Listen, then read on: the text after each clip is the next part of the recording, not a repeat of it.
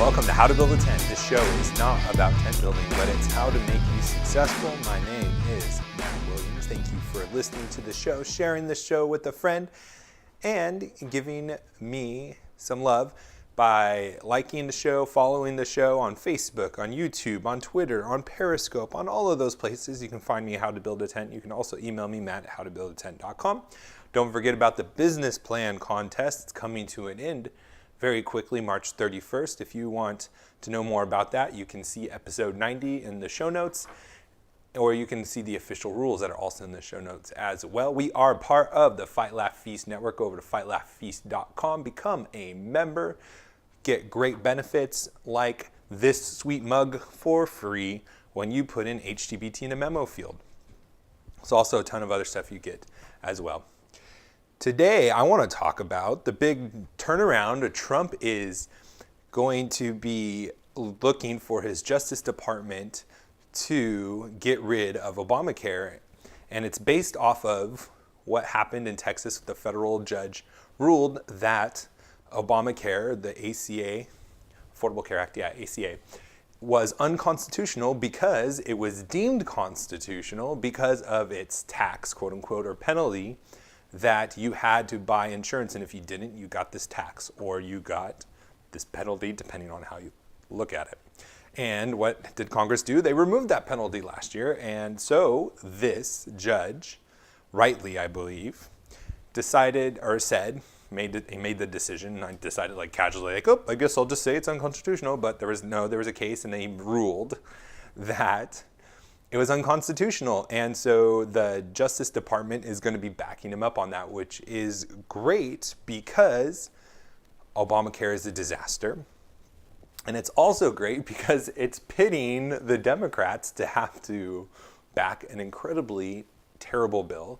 They're going to have to support this bill, and you know they're going to do it because Nancy Pelosi tweeted, and I have here, tonight in federal court, the Trump administration declared all-out war on affordable, dependable health care. In the courts, in the Congress, all across America, Democrats will fight relentlessly to protect our care. Which is funny because are they trying to say that our health care system is affordable and dependable now? I don't think it is. I think when they wanted to pass the Affordable Care Act, they were saying it wasn't affordable, and it didn't get cheaper under Obamacare, not at all. And the other thing, and okay, so that's the political side of it. But now I want to talk about it from a business perspective because this is a business show. We want to talk about being successful. And part of that is coming up with solutions to problems. That's what an entrepreneur does. That's what somebody who starts a small business does. They don't just complain about it. They don't argue about it on social media. But we are the ones who come up with solutions to problems and provide value to our society. And that's what I want to talk about today and why I'm just really excited about the possibilities of this being taken away. Because if Trump gets elected again, which looks like he's going to be, I mean, the Democrats really haven't had any thing to speak of with them taking over the House again. They don't have really a strategy. Their presidential candidates are all pretty much insane. So there's going to be a lot of opportunity for Trump to get more of those regulations out of the way and let the free market, the private sector, do its thing. And we'll get into an example of that in a little bit later on in the show. I looked up some facts that were interesting. This goes to the affordability factor, that in 2016, the average person spent $10,000 on healthcare. The average business spent $8,000 per person for their employees. Now, what is significant about that? Well, as me, someone hiring somebody, I'm factoring their salary based on how much I have to pay them on top of their salary. There's a whole bunch of other fees that we have to pay. A lot of people say when you are looking to hire employees and you got to factor in the benefits, you're not quite sure how much it's going to cost, that you take 20% of the salary you're going to give them. And that's the benefits that you, the worker, don't see that the employer pays. Now, what happens if you take away those costs? Well, the employer will then be able to pay you more, the employee. And you will be able to spend that money how you see fit instead of the government through taxes, through regulations, through the healthcare premiums and how the healthcare industry is structured now. Besides that, you will be able to then take that money that was paid out to those other areas, those third parties, and allow you to do what you see fit with your money. Freedom. So that's a lot of money. So $8,000. So you could get an $8,000 raise if all that stuff was taken out, and then you could do what you see fit with that money. You would have the power, not some bureaucrat writing these rules and regulations. And the other thing I wanted to hit from this Nancy Pelosi piece that I should have done before I went into the cost analysis, I apologize for that, is she says it's healthcare. It's not healthcare. It's health insurance. And when you are talking to people about this, when you are coming up with business plans, when you're coming up with solutions to problems, you need to have those two things differentiated. You need to have them divided. Healthcare and health coverage are two different things. Either you are developing products to improve people's life and improve doctors' ability to heal people through surgery, through medication, through technology in the hospital and the doctor's offices, through scheduling. That's kind of the healthcare side. And then health insurance, covering the costs, covering deductibles, covering the fees, all of those things that you pay a premium for is the insurance side, the health cost. Those things are different, and the Democrats love to conflate the two, saying if you don't have health coverage, you don't have health care, and they're completely different things. Health insurance, health coverage is not health care, because a lot of times there are people that don't have health insurance, and they go to the hospital and they get health care still. Either they pay cash or the hospital has to take it as a loss because they're mandated to help people. They can't just leave people dying on the street. No, they have to come in and help them. Somebody pays for it, either them or the hospital or the taxpayer, depending on what the situation is.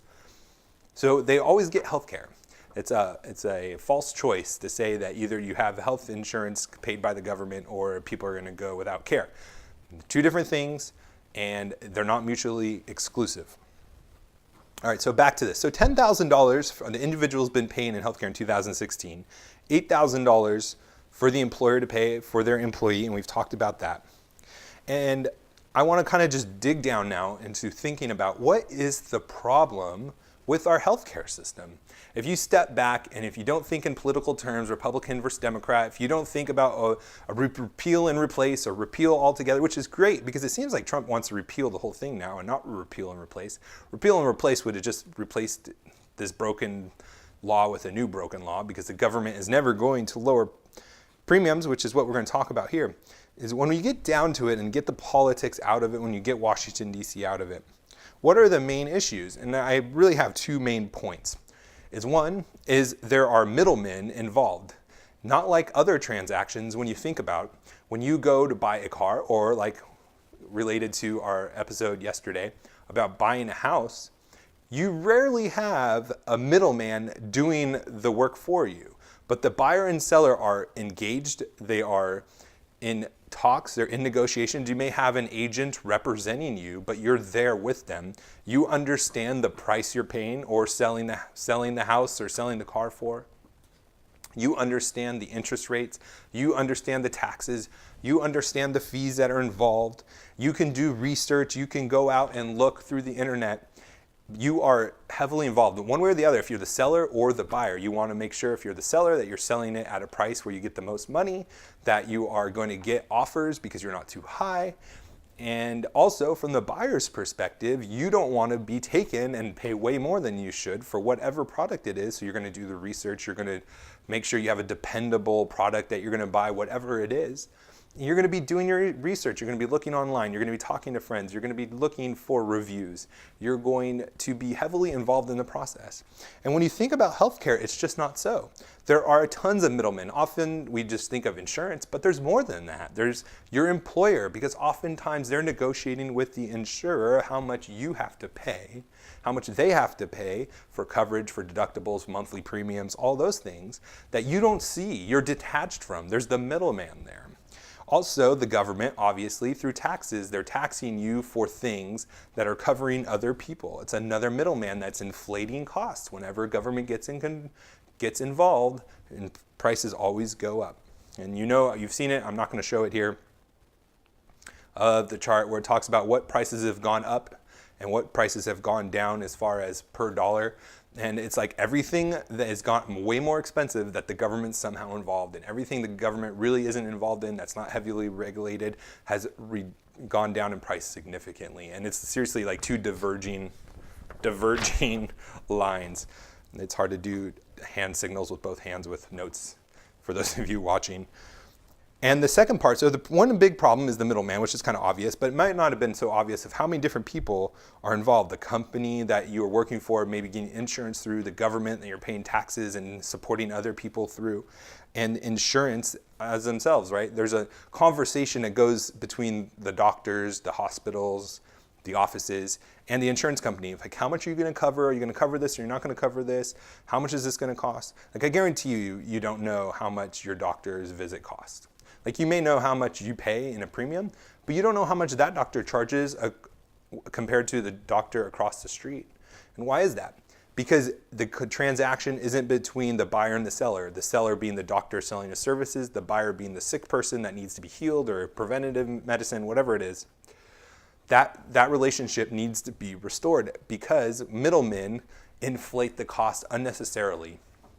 And the faster and the sooner we can get back to buying services, doctor services, health products like medicine, and get the insurance industry out of it, or at least get them to a place where there's more attention to the price by the buyer, and the more connected they are to the seller, the faster that happens, the more we are going to be able to get cheaper quality healthcare. Because that's how the free market works. When it's a buyer-seller, competition always drives down price and increases quality. Hands down, every time. Because everybody wants the best value for the cheapest price. And that's never going to change. And as long as that never changes, which it never will, businesses are going to be constantly competing on those terms of how do we give better quality for a cheaper product. The second thing, besides the middleman, that's the big problem that I see, is that the price is hidden through taxes, through regulations, through insurance. And this goes through what I just mentioned. You don't know how much you are paying for your doctor's visit. You don't know how much it actually costs for your medication. You don't know how much it costs to get that x-ray or to have that surgery. You don't even think about it. You don't even think about it. You don't think about it when you're comparing fees. You don't compare fees the same way. You know there's like when you're buying a house, there's these extra points on the interest. There's closing costs. You know about those things. You're doing the research on those things, but you don't think about that when you're shopping for your medical care, your health care. You're right. You don't go to one hospital over another hospital because you know that they're going to be cheaper for you or cheaper for whoever's paying for it, the insurance company. You don't go to one hospital over another usually because you know all the ratings and all the pluses and minuses of each. Like sometimes I guess there's like exceptions to that. Like my wife researches like who has a new wing for giving birth and things like that. But normally when you're going to the hospital and you're in the ambulance, there's no like connection between price and being concerned with that. Now granted, obviously extenuating circumstances, if you have a gunshot, you're not going to be negotiating prices. But the more we can get to that point is going to be a better thing for all of us. And what this should look like, again, we want to have solutions, is we should be just like what we saw yesterday when buying a house. It should look like Zillow. You search for a hospital, you search for a doctor, you search for a dentist, a specialist, whatever it is, and you should be looking at a map and seeing a whole bunch of prices pop up. That would be the weirdest thing, right? We're not even used to that. But why do we not see that? It's because the private market hasn't been allowed to grow and mature like these other industries have that have been less regulated, because we don't think that way. We don't think like price first like other industries. And why is that? Well, a lot of it is because we've been trained to have middlemen negotiating things for us. We've been trained to have the government look out for us and not taking that responsibility on ourselves. And the more that we can provide opportunities to do that through business or individually ourselves, the better cost we're going to have, the better quality I should say we're going to have, and the lower costs that we're going to be able to have as well. We should be able to click on and compare fees. We should be able to see rankings, what the doctor's good at, what they're not good at, what their specialty was, what their GPA was in school, what school they went to, what people are saying about them, why people like this doctor or not this doctor, what is their bedside manner. Like, these things should be all put together in a place like a Zillow is, but it's not, because there's no need for it. There's no competition. There's no buyer, there's no seller needing to reach out to the buyer. They go to the third party. And it stifles a lot of innovation that we see when there's that relationship restored, or that's been there all along, where it's a direct buyer-seller relationship. That is so important in a capitalist society, to have that union of private seller. When you get more people involved, it gets messier, it gets more expensive, and quality goes down. The insurance company doesn't care about your quality, because they're not the ones getting taken care of. They care about price. You don't care about price, because insurance is taking care of the price. You care about quality. And the doctor doesn't care about you. And obviously, okay, doctors care about you. But they don't, their primary focus is not quality, because they care about who's paying them. And as long as the insurance company is going to pay them, they're going to do the minimum amount to make you happy, so you don't complain, and so there's no lawsuits, there's no litigation, and those kinds of things, and to make the money. And that's the danger of not having that relationship in the medical field. I hope that's obvious to you guys. All right, now I want to talk about this one company. I actually was talking with them. I told them I was going to mention them on the show. They're probably like, oh, just some one-off podcast or whatever. But they don't know there's like thousands of you guys listening. So here goes a free advertisement. They're not paying for me. They're not paying for a sponsor. Again, it's just somebody I thought was really cool, a nice business model, and I think there's a lot of opportunities beyond what they're doing for somebody in the medical field who has the entrepreneurial mindset, looking for another space to fill, maybe in healthcare. This could be a good opportunity for you. And this company is called Forward. You can go to their website, goforward.com, and I think they're just primarily mainly in like major cities, New York, I don't know all the cities, but like it's LA, New York, I think San Francisco, Seattle, and just the big metropolitan areas right now. But go check them out. It's a pretty cool just to get an idea of new private companies trying to solve this healthcare debacle that we have in this industry. GoForward.com. And they have this $200 a month subscription. And I think they have a discount right now. If you're interested, it's like $100 off or something like that. And what's included in this is like preventative care, general care. You get like the 60-minute consultation with a doctor. You get a body scan. You get your labs in 12 minutes, which like usually you get your labs back in like a week or something like that. You get a genetics kit, and it's kind of like the Ancestry.com apparently kind of a thing, which is cool. Like they see that is really taking off, and that's something they're going to offer in this package. And then you do custom plans, and then there's an app with it as well. And I just thought this was really cool, a subscription model to get the general benefit of just general care and be able to see a doctor and to kind of create a plan to have preventative medicine.